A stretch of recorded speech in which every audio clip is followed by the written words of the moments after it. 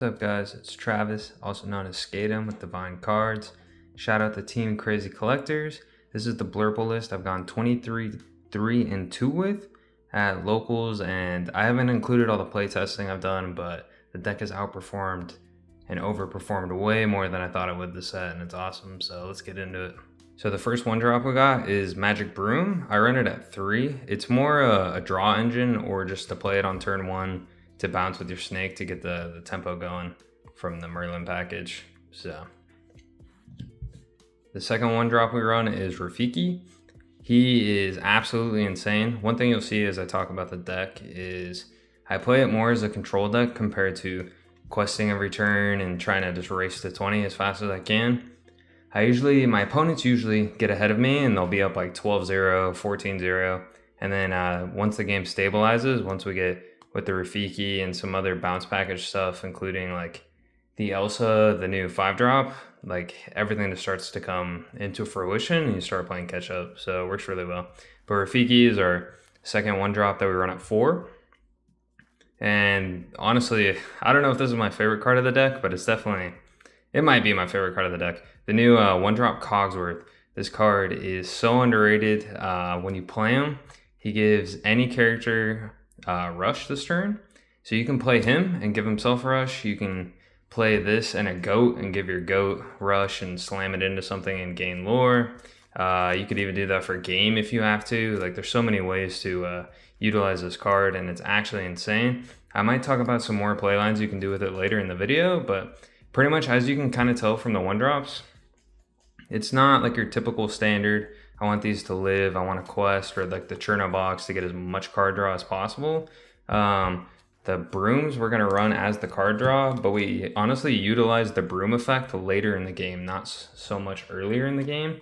So like when we slam down a rabbit, maybe we play a broom first, play a rabbit, that way we get double draw and then can bounce the rabbit back. And there's just so many different playlines you can do with these, as well as like giving the crab buff onto a broom or the Rafiki to like one-shot stuff is actually insane. So we love that. Next up, we pretty much have just the entire Madam Mim and Merlin package, minus the shift target that we have that I'll talk about later in the video. That way you guys can see my what I try to do with the deck. That way you can understand more of the play lines you can do compared to just a normal tempo ramp deck that you'd play with this color. So we run a 4 snake just because it's snake. The card's insane, especially late game once you can bounce back all your removal options, and it helps you find your outs if you have to bounce your rabbits or maleficents. Or the tech card that I like to run that you'll see in the video is Tyrum, which is not played, and I'll talk about it more in a minute. But you can bounce back anything you need to help you like keep utilizing and refreshing your hand, and it's amazing. So snake at 4 because the card is insane. My former best card in the game, this card is absolutely bonkers, and it's Madam Mim Fox.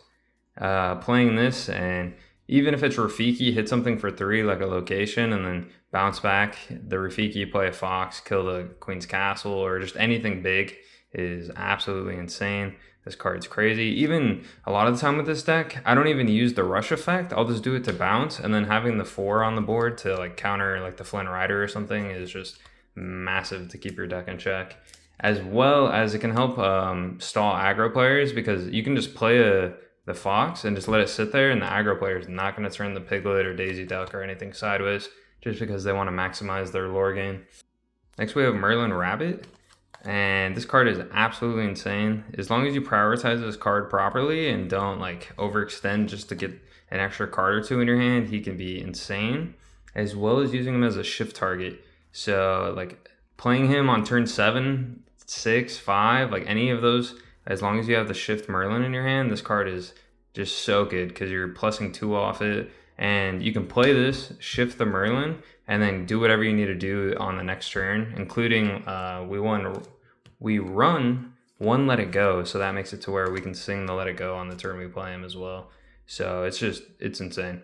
This card is just as good as it's always been, if not better. I've seen some people drop it down to 3 in certain decks, including Ruby Am, but in this deck, at 4, you prioritize this against any purple deck, and your card draw is just going to be gorgeous. Next, we have the Merlin Goat, which you would think I would run it at 4, but I only run it at 3 because I look at it as an uninkable because we don't want to ink this card. This card is too powerful and too good to be inking, especially with, like I was talking about, how the Cogsworth effect alone can make this card even more insane because it's pretty much a Madam Fox on legs. So it's crazy. But I run it at 3 because I don't want to see it early and I don't want to ink it. So I'd rather see it after turn like 4 or 5. That way I can shift onto it if I need to and bounce it back. Or late game, get the blowout with the 18-19 bounce goats. That way you can close out games a lot quicker. Next I'm going to talk about like the flex spots that I use in the deck. And it's mostly 3 drops, including the crab, because some people aren't going to run the crab. But in this deck I feel like it's mandatory.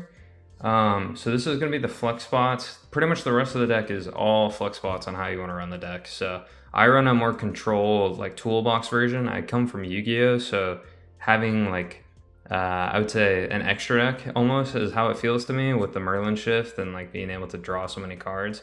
Makes it feel like I have a ton of options for different matchups and it's really awesome.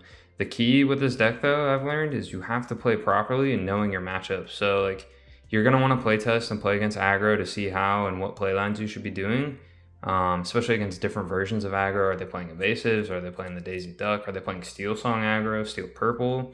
So there's so many different things you have to take in that can make this deck feel bad. But as long as you prioritize the right cards, like the deck just runs so smoothly. And it's really good on the draw and when you go first. So our first tech card and our 3 drop spot is going to be the library. I run it at 3. I don't run Queen's Castle. I only run the library because I want to maximize my card draw even against Whole New World, as well as the 8. The 8 booty makes this thing so good. So you can play this turn 3 depending the matchup. Like if Ruby Ann bricks, this card's insane. Against red blue, you can slam this down and just like keep bouncing goats and gain so much lore. Like this card is just insane, and I'd much rather play it on 3 if I'd missed the Mickey Mouse than I would like just playing a Maleficent or playing just the bounce package, questing for 1, like anything like that. I'd much rather play this. We run the Mickey Mouse Detective. This is the only ramp card I run on the deck. No Tipo, no Quill, no Great Stone, no Heart of Tefiti, none of that. No How Far I'll Go. Only Mickey Mouse, and we run it at 3 because I don't want to see it after turn 5. Pretty much, this is going to help us get to 7 ink very fast. We don't really care about ramping to 12, 13 ink with just this card like some people will. Same with Tipo. Like I just want to get 1 or 2 uses out of this to help me get to the ink threshold I need to get to safely like use the bounce package effectively with all our tools. So that's how we do it. And to be honest, most people don't kill those cards, so you can just sit out there and quest. So free lore. Next, we have the Maleficent and Friends on the Other Side package. I only run 2 Maleficent, mostly because in some matchups she's absolutely awful, but in anything against purple, she is just great pretty much. So if you're playing against Ruby Am, Steel Blue, anything like that, a tempo deck, she's great because you can play her. Same with Mickey, and you can sing your friends, which I run at 3. The reason I run it at 3 is, again, it's not my main draw engine, but I want to be able to utilize it properly if I have to. So I want to be able to see it, but I don't want to have it in my opening hand, especially with how much green is running around and Ursula sniping this. I'd much rather draw into it on turn 4 than I would have it in my opening. And a flex spot would be the crabs, which I run at 3. He's another dude I don't want to see in my opening hand, but I'd love to draw into on 2 or 3, or even off the Maleficent draw if I have to. But worst come to worst, you can slam him down and sing a friends just like you can with the other cards. But he is insane, and depending on the matchup, because if you're going against aggro, you want him in your opening, because obvious reasons of you want to be able to kill everything. So you got to run him.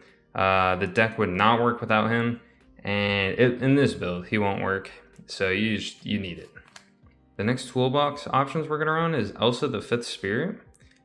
She has Rush, Evasive, and when you play this character, you get to exert a chosen opposing character. So it's just like the Pinocchio, the 2-drop uninkable that everyone was running, but now it's a body that's uninkable or inkable and evasive. So her stat line is just crazy. Like she only has 2 to attack, but honestly, it doesn't matter. Like her and her Rafiki can take out most things, and she's a shift target, which comes up a decent amount because you can play her exert, get rid of whatever aggro or whatever card's just really hard for you to out. And then the turn after, if they're still going wide, you can shift, buy yourself more time to set up to go wide. And then you can just control the game from there. And she's huge in Quest for 3. So I feel like this is mandatory in the deck. Honestly, if I could fit 4 of the 5th Spirit, I would, but I just can't fit it. Same with the 3rd of the big shift, because I feel like I draw into them too much to the point of they would just turn into ink and brick. Just brick with the big one. So this ratio almost feels perfect. I would just love to get this to 4 if I could. 10 out of 10 recommend Elsa. She's so slept on. Even a Ruby Am, she's amazing. So because she can sing the B prep if you have to.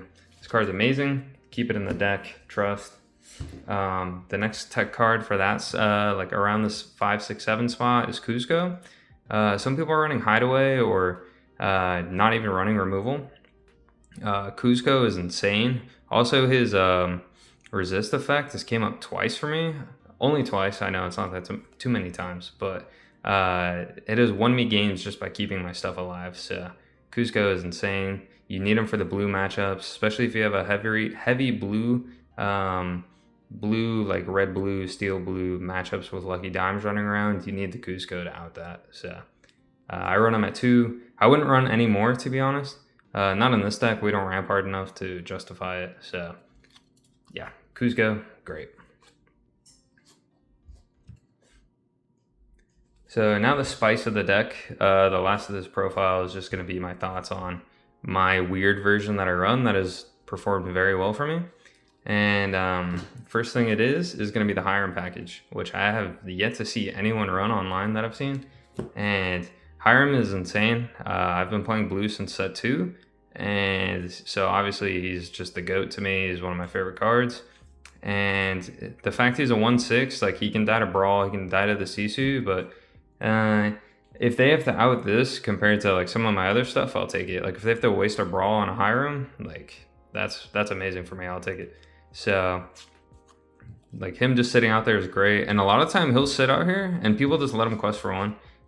Sometimes we're not going to have the items to pop because we're literally only running the 4 popsicles. But if you're playing against Ruby Am, he is a massive blowout card to get your hand huge, because one thing you'll learn if you play against purple is card draw is king, and you just need to keep drawing cards. So you just want to outperform them by drawing as many cards as you can and going wide. And the next part that makes it super spicy is the Tool of Pasha, RIP the 1 foil. So Pasha is so slept on in my opinion, as long as you can play it not on curve. So one thing you're going to realize is you're not playing this on curve. A lot of the time you're not even playing Hiram on curve. You want to play him late game. So I prioritize him in a library against Ruby M after a B Pro. Just because you slam him down and a library and maybe you have a popsicle still out on the board, you're now gaining so much lore, and it's going to be for free, because a lot of the time Ruby M is going to struggle to have the out after a Medusa, after the B prep, whatever the case would be, after the Elsa. So prioritizing this into red blue and into Ruby Am is huge. Other than that, like sometimes you can play him against aggro and I'll help you catch up, because you can hit the crab on there too. But most of the time I just play him after a B prep, usually around turn 7, 8, 9. You try not to ink him, that's why I only run him at 2, because I want to keep him, and I don't want to play him early because he just has no effects early that'll help us like control the board state. So this card is so slept on. The fact he quests for 2 as well is awesome, and I 10 out of 10 recommend trying him, as well as with the Merlin package, or not Merlin, the Hiram package, because you can still play him even with you want to sub these out for Queen's Castles or the T-pose and anything like that. I still recommend trying it and see how you like it. It's not going to be as productive as if you run the popsicles, but that's the main reason we run the Hirams, minus the insane card draw. And last but not least is the Merlin shift that I've been speaking highly of. A lot of people run the Mufasa 8-drop. I play tested it a little bit, same with the Tipa, and I'm not a big fan of it. It's just the way I play personally. I am a heavy control player, and they feel like way too much of one more blowout cards, whereas I'd like to control the game and take as much advantage to myself while keeping my opponent in check, compared to having to waste a turn with the Mufasa or anything like that. Now, I will admit, playing a Mufasa and then inking and playing a Cogsworth to give it rush to kill something if you have to is awesome because you're still plussing. But I would much rather play this over it. So we run the Shift Merlin. We pretty much try to shift him on turn 5, 6, 7 to help us find any out we need. It could be even a Pacha. It could be a 1-drop. It could be the goat to win game. I've done that multiple times where you shift the Merlin onto a rabbit and then you play the goat for 18 or 19 and you just win the game because they can't out it. Because how do you out the goat? You can't. So that play land's a thing. You can search the one of Let It Go that we run. So we have 2 Merlin shift targets. We never want to have it in our opening. We want to draw into it by turn like 5 or 6. And then we have all the options that I search for, which I would only run the Hades above 2 or above 1, to be honest.